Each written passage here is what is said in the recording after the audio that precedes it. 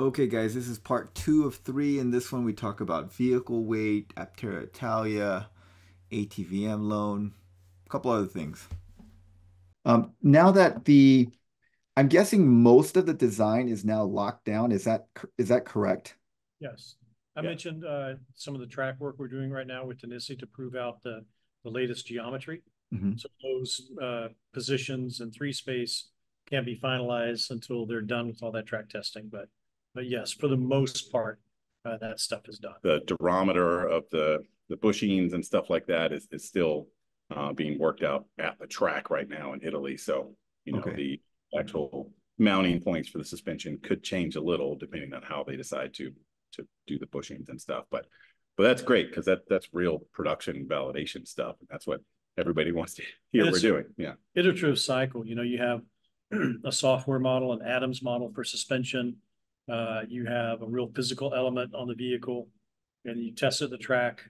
You get feedback, you adjust the model, and then you see what needs to change. So it's part of the normal So process. when you're saying track, do you mean like a track like that the cars go around on? Yes, Oh, so they have some kind of chassis that they're testing on a track right now? Yes. yes. Yeah. Oh, okay. So it's like it's not gamma, it's not beta, it's not alpha. It's their own little. It's beta plus. Yeah. Yeah. Oh, okay. This is something that none of us have seen, basically. Correct. Got it. Got it. So then the question I had from one of the European viewers is, what is the weight of the launch vehicle going to be? Do we know that? Uh, Target is 2,200 pounds for the launch edition. yeah. Yeah. 2,200 pounds. Because I think they said that there's some European standard of like if it goes beyond a certain weight, it's no longer an auto cycle or something like that. And now there's different rules for it. Yeah, I there's don't know some what the cutoff is. there's some homologation rules uh, related to weight that may or may not be relevant when it's a lower volume. Mhm. But it's below so many thousand units a year, something like that. So we've got a homologation company in Europe that we're working with to make sure that we're on top of all those issues. Okay. Because very early on, back in like 2020, there was some thought of like Aptera being weighing about like 1,800 pounds. So the weight has gone up. Is that because of the body structure, the subframe, or I mean, I think we really quoted the weight of the vehicles back then with the base pack, the smallest pack that we could put in it. okay. Launch edition pack, we've kind of changed our language to talk about the 400-mile range Aptera Mhm. and to add in the safety features and the NVH and things into the vehicle that really make it, user friendly. That did add weight, and a bigger battery pack, a 400-mile range battery pack does weigh more. So that's where we're at now. Kind of Okay. in the 200-pound range. Could be a little more, could be a little less, but I see. Okay. So I wanted to switch to the funding situation. At the EVA meeting, there was some talk of like there was going to be some debt financing deals, which were like a few weeks away or something, and that we would hear about it, but we haven't heard anything about it. Did that fall through? Like, where are we on the funding situation? few weeks range. Okay. But yes, we're actively working on actually several of those deals. So they all come in different flavors, and there's green bonds and there's regular debt and there's convertible debt. There's all kinds of fun instruments out there now, Uh, and we have even more term sheets than I think we've disclosed before. mhm. Just picking what the best deal is for us. I see. Obviously getting too laden with debt that you have to service, you got to pay for that debt. Hmm.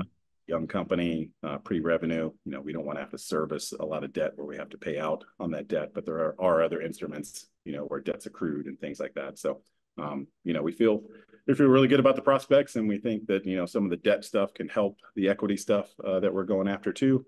So, it's really just putting all the pieces of the puzzle together on the finance side to make for a great story to press to production and IPO and everything we're trying to aspire to. Yeah, some of the Okay. debt I think is going to take longer and is more appropriate actually in the future once there's cash flow. So the debt or equity combination right now, convertible debt, something that the team's working on. But the longer term debt, those are things we've been working on for a couple of months. And there's some great grant opportunities and other funding opportunities that we'll have access to once we have full production funding. It's kind of crazy how the finance world works. They don't really want to give you money until you don't need it. So Yes. Yeah. that's No, I've worked, in my job with government grants, and I was always told by my mentor, like, you ask a grant for the thing you've already done and use that grant to do the next thing you're gonna do. It's kind of crazy. You have to have already done the thing to get the money to do the thing that you propose to do. Counterintuitive. Yeah. So that's kind of the situation with the ATVM loan, right? Like you have to be like in production before you can get the ATVM loan. Or at least be very solidly funded and on the path towards production. Exactly. Okay. So like, we heard that the $50 million was kind of the goal number. And once you get that, you'd be like 9 months from start of production. Is that still the case, or did some of the accelerator funds kind of reduce that amount that you need? Like where are we at? Like how much money do you need to get to production? There's lots of things that come into our long-term vision and how to get solar mobility to as many people as we can, as quickly as we can. And the long-term plan is, equipment financing, and it's grant money, and it's other, bigger loan money. But the number we're chasing right now in the public market is about 65 million. Okay. We've been able to break that up into different chunks, and you could call it 30 and 30 million, and we could, go out and get more crowdfunding. But, that's the number that we've been talking about with a lot of people.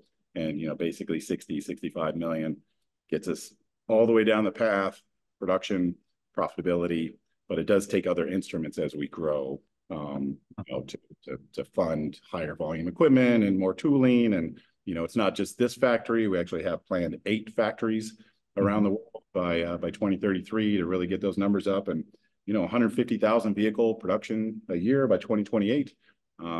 That's where we hope to be, and it's not that many years in the future. So yeah, that's a very aggressive ramp up. yeah. People say that, but you look at other ramps and other organizations, and we're doing things in a very low capex way, very low capital expenditure way. And because of the low capex way, it is a very different ramp than traditional automotive, but it also doesn't cost us $2 billion to launch a vehicle. So, when you look at other companies that have launched electric vehicles, it's outrageously expensive to do it how Detroit has done it, the last 50, 60 years. Right. But if you novel approach, like what has been inspired by Sandy Monroe and limited parts and, sub-assemblies that are built as modules by contractors, it just costs us a lot less money to get there. But it does take time to kind of phase into 150,000 unit production a year. Versus other companies that would just launch a program, we're going to build 200,000 a year, and they would just get there. But it costs crazy money to do that. So we don't want to spend crazy money. We want to spend logical money. And, we're the largest crowdfunding of this type in history. We're all enabled by our community, for the people, by the people. 100,000+ units a year for our vehicle globally, I think is quite reasonable, especially when you look at some of the alternatives in space, utility, cargo space, 2 seats, and plus the fact that we're the only solar mobility option out there. I think those numbers are reasonable. Now, you guys said that you had lots of term sheets that you're looking at, and you're just trying to pick the ones that work the best for you. So does that mean that you have a path to get to that 60 million right now? Like, do you have enough term sheets in front of you that you could get to it? You just need to like pick what works the best? Yeah, there are some terms that, we don't really like, and we think there's other terms that work better for us. So we've had for quite a while, plenty of deals that we could have accepted, but didn't want to accept. Right. Yeah. So the more like crowdfunding you get, the more choosy you can be with the offers that you have right now. Less. Exactly. That's exactly it. Every dollar crowdfunding we receive, it means it's less, so we have to go out to the institutionals for it, and it's easier. Yeah, the accelerator program has been amazing for us, and terribly humbled and thankful to our community for supporting that program. What it really allowed us to do was finish a lot of the big ticket tooling items that we had in the body structure, to really show some of these institutional investors that, hey, we're on a very distinct path, and to give us kind of runway dollars. That the more money we have in the bank, as I said, people don't like to give you money unless you have money. Right. So to be able to bank some of that money from the accelerator program has just made us look that much better for all these deals. Just the last 2 weeks alone, because of the accelerator program, we were able to kick off the seating manufacturer with all the ED&D necessary to complete our design. It means they do the testing according to FMVSS, make sure it handles all the different load cases, use cases, everything else. We were able to kick off the lighting manufacturer with all the ED&D for that. And what was the other one that we just did? Seats, lighting. What am I missing? I'm missing a big one. We just wrote those checks. We should remember. CT&S check. Yeah. So it's been really helpful to us. It's let us make non-incremental progress, but production progress on different systems. Is the lighting manufacturer still MagWorks, or have you guys changed that? Yeah, we've been working with a lot of different lighting manufacturers in Europe, and okay, there's some great groups that have helped us. The light on the wheel pant is terribly unique. It's not something that a lot of companies have made before. The Glogos, terribly unique. Okay. Weird tail light. So we've had to find some people that are willing to take on those challenges with us, and I think we've got some amazing suppliers for that, and they're high volume capable and ready to go. Oh, so when you're saying lighting, you're not just talking about like the headlights. Yeah, the logos, side lighting, everything. All that stuff. It's a big deal. So you have sounds like you have different suppliers for different lights. Like the headlights is one supplier, and the Glogos a different supplier. The wheels are different. Okay. Yes, I can see the complexity of the whole thing and appreciate it. Down, you can see more of the lights. Oh yeah, I mean, love it. You have these really energy efficient lights in our warehouse, and they don't come on until you walk under them, and so that's why they're going on and off in the background. So one of the things is like we've heard of this Aptera Italia. Is that a separate company, or is that just the name that you've given to like the Aptera people that are over there in Italy working with CPC? So we've been having lots of meetings with the different Italian investors, also the Italian government. The Made in Italy arm. It's actually the name. The name is Made in Italy in English. That's what it's called.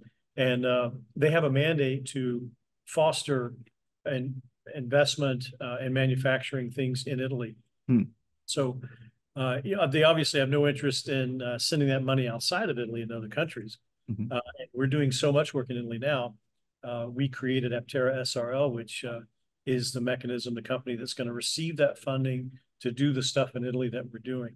So that is a company that we created last year for the explicit purpose of receiving those European and Italian monies, government monies necessary to fund the development and production and things like that in Italy. I see. So it sounds like from a funding situation, you guys are very confident of getting there. Like, what's your confidence? Like 1 to 10, where are we at? Well, we're always at 10. Yeah, we're always at a 10. Okay. All right. The great thing about startup life is you can be nimble and flexible, and a lot of things have changed over the last 4 years that we've been pressing this dream of solar mobility into existence. But from different design changes to different supply chain changes to how we're funding this as we move forward, our goal has always been to get these vehicles to market, to get these vehicles into our community and our fans' hands, so they can show the world what solar mobility is all about. And we will bring this vehicle to production. It may not happen exactly how it's in my head or Steve's head or anybody in this building's head, because there'll be some twists and turns along the way. But we're absolutely a 10 on getting this vehicle into production and getting it to the world. So in the last update, you guys kind of addressed the whole transparency thing, and I really appreciate that. And you hinted at some possible design changes coming down the pipeline that you're not really able to talk to us about. And I wanted to talk about, like, when you make those changes, how do you balance the design changes between staying true to the original vision that you had and the design and getting to production? I'm guessing like that's the kind of tension that you have to work between, right? Well, any design change we make, it's all with the customer, the shareholder, and the mission in mind, right? Our mission as a company is to make every journey powered by the sun. So as long as our changes reinforce that mission and make it possible, then it's okay in our book. Now, we may want to do it better. We may want to do it slightly different, but we look at everything with that lens. Are we making solar powered mobility a reality or not? And does this change help or hurt that case? If it hurts it, then we don't do it. But if it helps us and it also gets us over maybe some, let's say, cash hurdles, if it reduces the CapEx necessary by a significant margin or lowers risk or something like that, then we'll entertain it and effectuate it. Okay, part 3 of 3. So the last part will be coming up in a day or two. All right, thanks for watching, guys, and have a great day.